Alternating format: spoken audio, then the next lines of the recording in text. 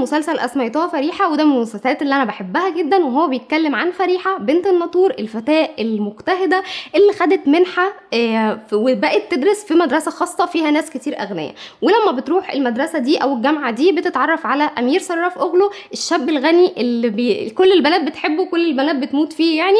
وبعد كده بتنشأ ما بينهم هما الاثنين قصه حب، لكن هي بتكون بتكذب عليه ومفهماه ان هي كمان يعني من عيله غنيه ومش بنت بواب ولا الكلام ده.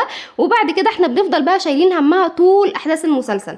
امير هيعرف ان هي بنت البواب، طب هيسيبها، طب ايه اللي هيحصل، طب لو عرف، طب هيعرف في الحلقه دي، طب مش عارف ايه. تحصل بقى احداث كتير جدا جدا جدا وخلاص. وبعد كده بيتعرف فعلا ان هي بنت البواب، وبيحصل ما بينهم بقى خلافات كتير، والحمد لله يعني في الاخر الخلافات دي بتتحل، وبنقول خلاص هنفرح وهيدخلوا لنا الفرحه كده، وبيتجوزوا هما الاثنين وبيتكتب قرانهم وكل الناس حاضرين وكل الناس مبسوطه، ومفيش اسعد من كده لحظه.